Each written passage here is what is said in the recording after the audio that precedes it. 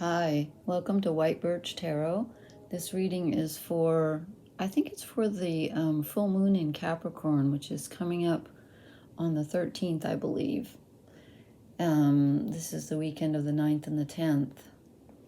And I pulled the cards and just took a kind of a brief glance at them, but I haven't really studied them. So I'm going to start with, I put the Lovers out because I love that card, and it was the bottom card, what this whole reading is based on, but we'll get to that in a minute. But I'm going to start with, I did another Celtic cross. So this card is the card that represents us, and it's the Queen of Swords. So I'm feeling like there's a vision that we have. There's an ideal vision, something that we're really thinking about, that we're wanting to come to us right now.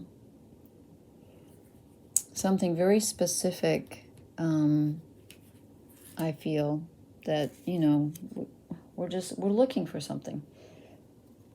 But we are being crossed by the King of Pentacles, which to me suggests that, there's the light of it, suggests that daily life may be kind of getting in the way of things, and you may be feeling trapped in the everyday world, and it's not meeting your lofty vision of what you thought your life was going to be. You feel kind of stuck here because the card that came up for what is behind us, and I clearly haven't had time to find a different color, so I'll just ignore those. The card that comes up, the energy behind us, is the Four of Cups, which is emotional neutral. And we may be feeling very bored and kind of like things are stagnant, and we may be a little depressed and stuck in the everyday. But the foundation card that came out is the Lovers. And that's good because this either, it could be a romance coming into your future. If you're already in a relationship, you're not looking or whatever, this card also represents the choice. Something is going to come along where you're going to have to make a choice about something. And again, it could be romance. If you're in that department, if you're looking in that department, then this is for you. And I'm not doing reversals tonight. We also get the Four of Swords, which, again, is kind of a stagnant, like, it's like you've been hiding yourself away. You haven't really been doing anything except working, but on a mental level, you're feeling bored. I'm just getting like boredom and stagnation all through this reading. And then this is the card that comes up right in front of us. And I love the Knight of Cups because he's bringing you something. It's an offer. Something's coming in, and it's emotional. That's why I'm feeling that it might be romantic, could be a friendship if you're not in the, if you're not looking for romance. Something emotional is coming in. You're going to make a connection. And the card that also represents us in this journey is the Fool, which is, of course, the beginning, the Zero card. So we're starting fresh, and we may even feel like we're... If you're not looking for romance, if it's not an actual choice, and I think it is a choice, but it may not be choosing, a partner. It could be choosing something in yourself. Which side of yourself are you going to go with? But there's definitely a choice to be made, and you need to make a fresh start, or you're thinking of it, or you want to. And things may feel boring right now. Let me pull my chair a little closer, but they're not going to stay that way. Oh, I really have to get another color here. This is the energy of what is around us. And this is the Star, Aquarius energy, which is good. This is a great card, bringing in more,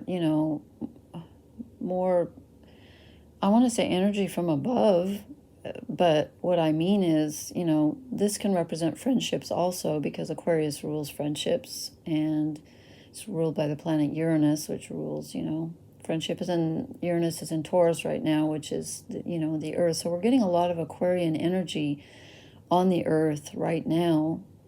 But in your own personal life, this looks good. If someone does approach you with an offer of friendship or perhaps romance, it looks very fruitful to me. And then I drew this card, and this is the card for our hopes and fears. And this is the fear of being left. The Eight of Cups. Fear of emotionally being abandoned. So there may be something in your past that has made you feel a little wary about putting yourself out there and trusting anybody because you've been abandoned in the past. Perhaps by a father figure, perhaps by a lover, I don't know. But this is emotional abandonment. That's what you're fearing. And then this is the last card I drew. Well, it's not the last card. I have one more, but this is the end result of this, this pile of cards is the King of Cups. That's a good way to put it. A pile of cups, okay, or a pile of cards. It ends with the King of Cups, and he's a very healing figure, although he can be emotionally wounded himself. That's why I'm feeling some kind of father energy here, like your father was wounded or he wounded you. But something's coming in to repair that. It might be a realization about that, or it could just be meeting someone who is very emotionally healing and soothing. But for some reason, I'm getting father energy here. And then I just decided to draw one more overall energy card. And lo and behold, we get the Tower, which is really interesting because, again, this is Uranian energy, something happening, boom, suddenly.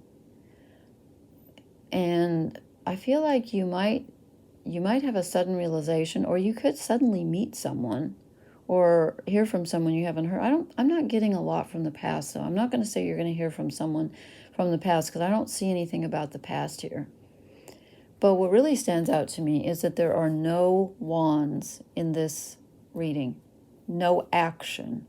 There's, you've got some earth energy crossing us, so the day-to-day is kind of not on our side right now. The sword energy is, like I said, we have an idea of what we want, but we feel like it's just not coming in. And then we're feeling, some emotional boredom with the Four of Cups. But then there's a choice to be made. Are we going to stay in that boredom, or are we going to take... I don't really see a risk here, but I do see something new coming in suddenly, and we have a choice to make. I suppose that is a risk in a way. And we're just, again, we're feeling kind of depressed, kind of trapped.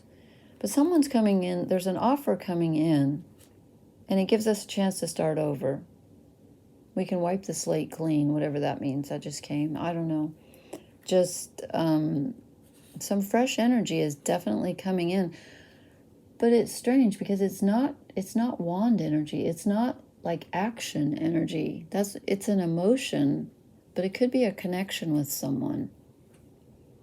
And again, that could be in the outer where you actually literally meet someone, or it could be a sudden emotional realization.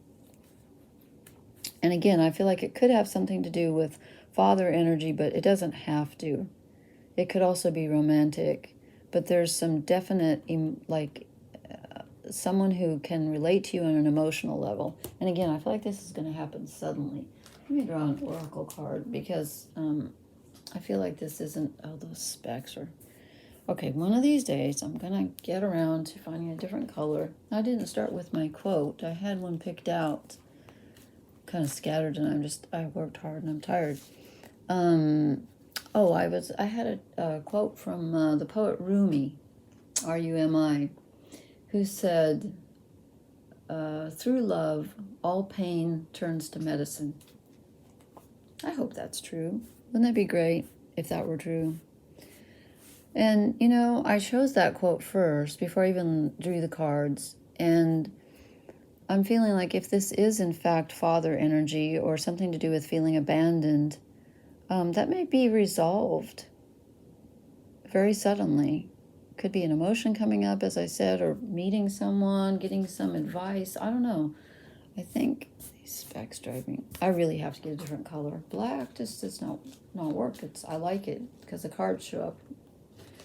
But, okay. The Oracle card, Deep Knowing. So now I'm feeling like this is coming from inside, and that probably is why we have no wand energy. There's no action. This comes from inside us. This could be meeting some